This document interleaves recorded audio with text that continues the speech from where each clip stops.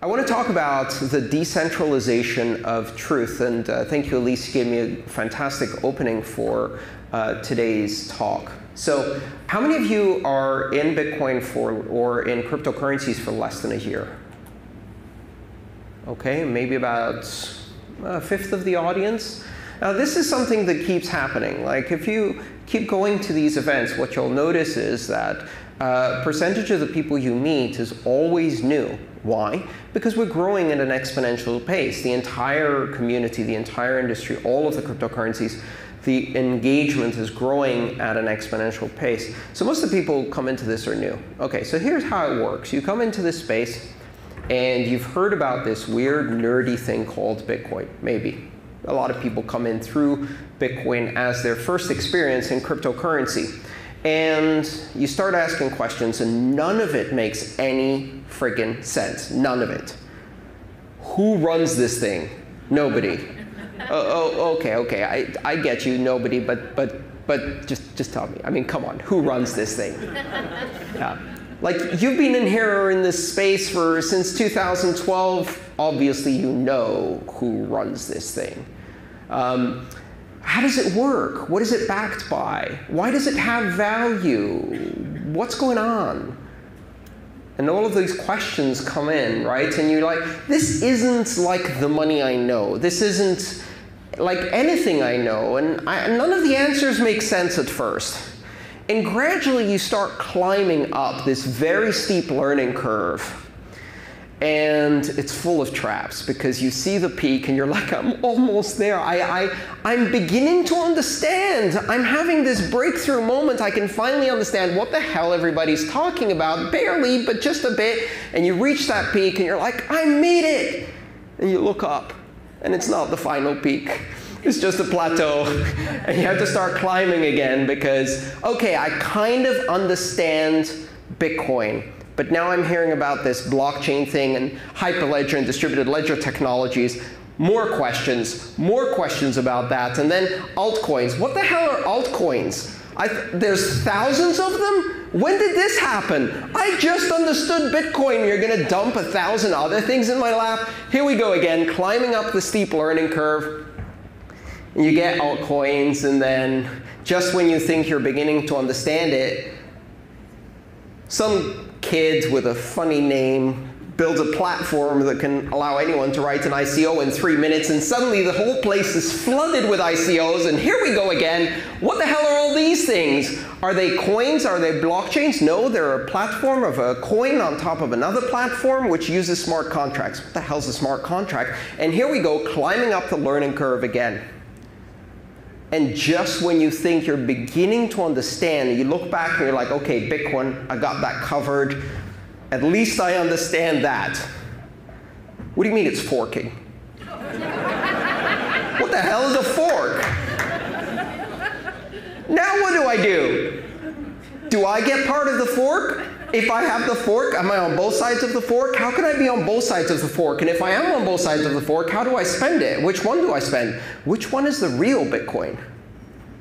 What, is forking again? Didn't it just fork like 2 weeks ago? Okay, we're forking again. Here we go again. Okay, freak out. How do I get this fork? What about the next one? And the next one? And the next one? What if it's forks all the way down? What if it's a bottomless forking mechanism? What if forking is what it's all about? Maybe I missed this. Are we ICOing Bitcoin now? I'm totally confused. I thought I had it. I lost it again. And in all of this, you're trying to find an anchor, something familiar, something you can grasp, something that will give you a basis to understand what the hell is going on with this technology. And this is the trap. Because we've grown up believing a certain model, a model for discovering truth. And the model we have for discovering truth is authority. And so when we're suddenly trying to figure out what is the truth, what is really happening in this space, what do we instinctively do? Instinctively, we look for authority. Hang on. Didn't Andreas say this is a leaderless movement? But who's the authority then? Who tells us what's true? How the hell do we find out what's true if there's no leader? And inevitably, someone pops out of the bushes and goes, I'll be the leader. I'm sorry, we weren't advertising a vacancy when we said leaderless movement. We actually wanted to remain leaderless. So you look at all of these things, and some people tell you Bitcoin Cash is the new Bitcoin, is the real Bitcoin. Or is it Bitcoin 1x that's the real Bitcoin? Or is it this new 2x or Bitcoin Gold or whatever the next fork is going to be? Which one can the real Bitcoin stand up? Can somebody tell me which one is the real Bitcoin? There is no real Bitcoin. There is no objective truth. There is no final authority. There will be no answer. No one can tell you. And the reason no one can tell you is because we cannot appeal to an authority. We're so used to looking for someone to tell us. And why do we need that answer? Why do we need to know which one is the real Bitcoin? Because clearly, if one of them's real, that's the only one that has value, right? Value comes from authenticity. Or does it? What's in a name? If we didn't call it a rose, would it not smell as sweet? What is in a name? Is it the authenticity that gives it value? Or is it value that gives it authenticity? Where does the value come from? And we don't know how to handle this because it's never happened before. So let me give you a question here. How can you tell what a real dollar is? Right? It's got a stamp on it, some kind of fancy serial numbers. Maybe you can tell, put it under light, mark it with a marker. Okay, this is the real one. What does it say on the front? Does it say $1? No, it doesn't. You haven't actually read it. It says Federal Reserve Note. The stuff you're holding in your wallet is an imposter. It's a forgery of a silver certificate. It used to be a silver certificate. Those days are over. Now, it's a Federal Reserve note. What's that? Does it matter whether it's a real dollar? Let's play a little mental exercise. Overnight, all of your dollars got replaced by forgeries. You wake up the next day, and you have forged dollars in your wallet. But nobody seems to notice except you. You know they're forged. You know everybody else is a forged. You can see them handing you forged dollars, and everybody seems to not notice that they're forged. What happens to the value of the system? What happens to the value of the dollar if tomorrow morning all of them were forged? Nothing. Continues to have the exact same value. As long as we all believe in the new thing, it has the exact same value. It doesn't matter who printed it. So what does it matter which is the real one? Where does value come from? It doesn't come from authenticity, and it doesn't come from authority. It comes from use. If we use the thing, then it is the real thing as far as we're concerned. That's all that matters. And the value comes from the use. It's not as valuable as a dollar because it has the stamp. Really, that's only about making sure that not too many of them are printed. You only care about it being authentic because you don't want the market suddenly flooded with it, at which point it starts losing value. What happens when the authority that has stamped it is the one flooding the market by printing more and more of them? Now we have a bit of a conundrum. Which one is the real? It doesn't matter. So when you ask yourself, which is the real Bitcoin, you're looking for authenticity.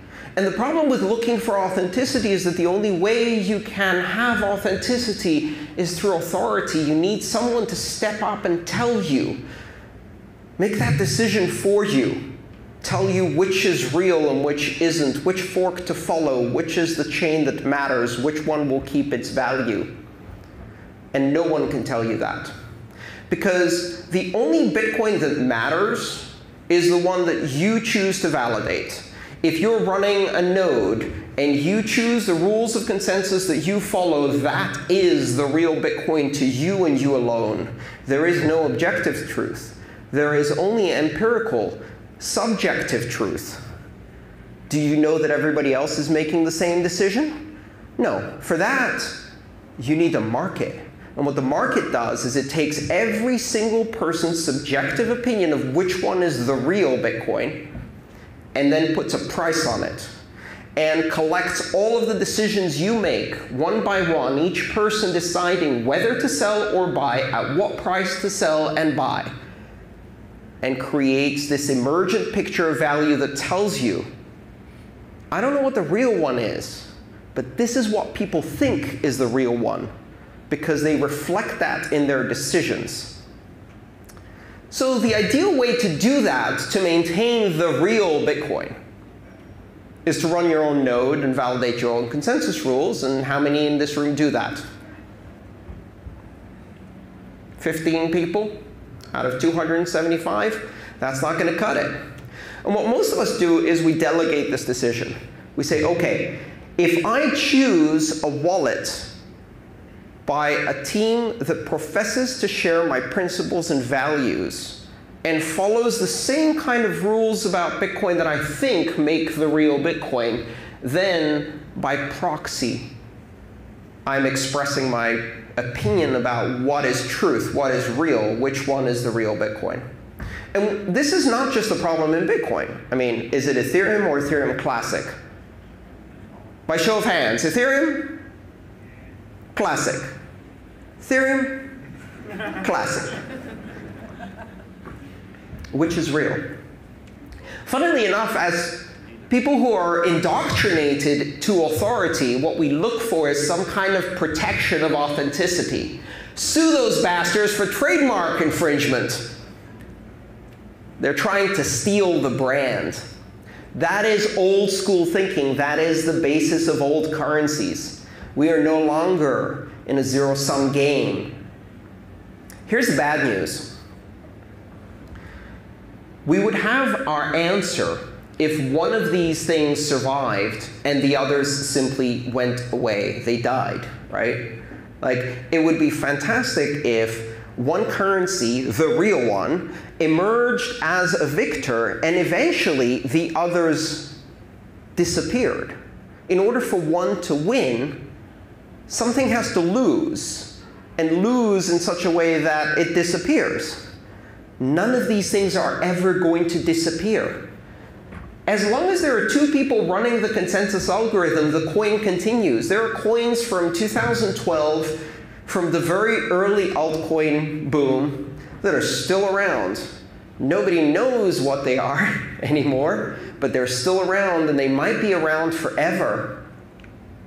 So we have 1,000 blockchains today. In a few years, we'll have 10,000. And then we'll have 100,000. And then we'll have 1 million. And then we'll have 10 million, and none of them will ever die.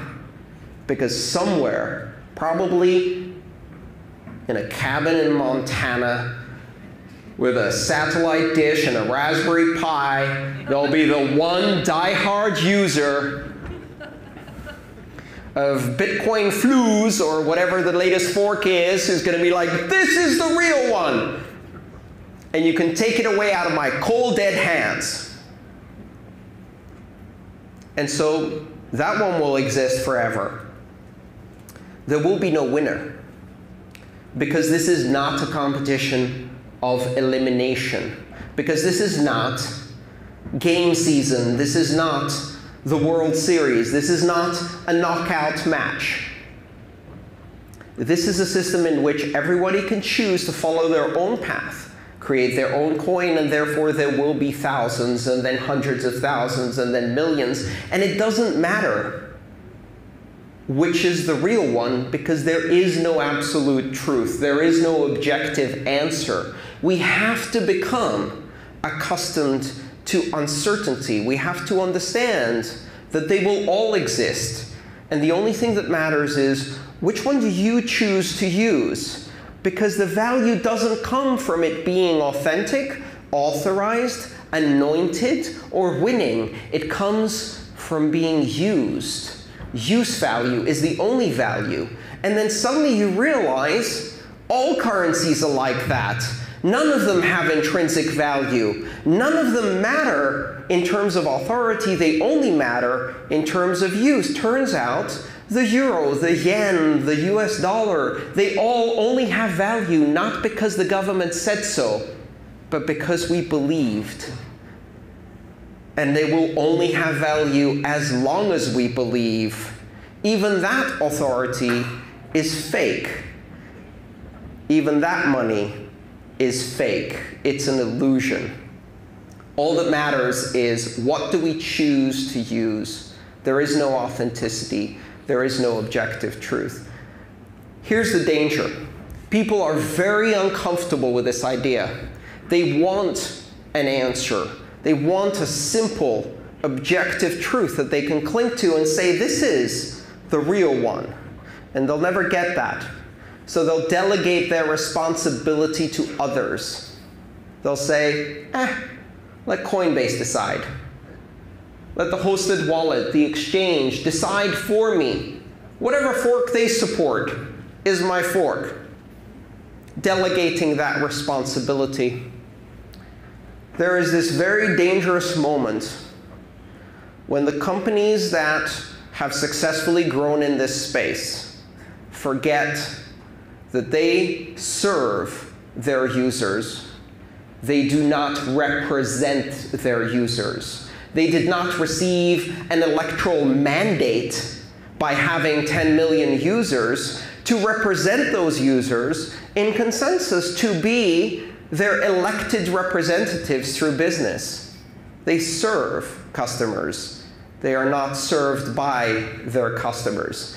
And over the last couple of years, in fact, we've watched that gradual slide as people who started serving customers started believing that they had a mandate to represent their customer base, to make decisions about consensus, and to impose those decisions on everybody else.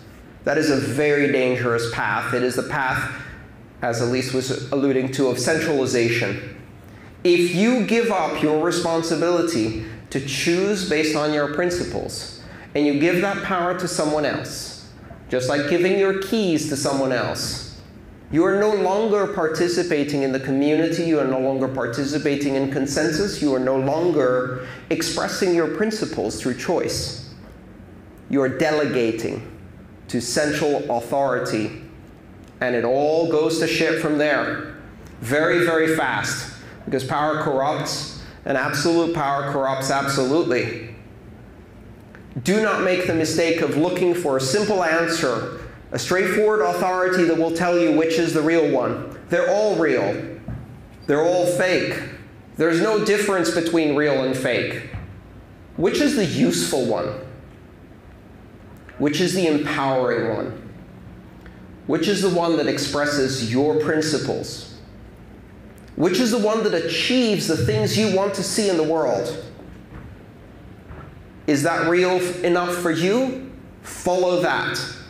And let the market aggregate all of those opinions so you can express your choice. There will be no winners.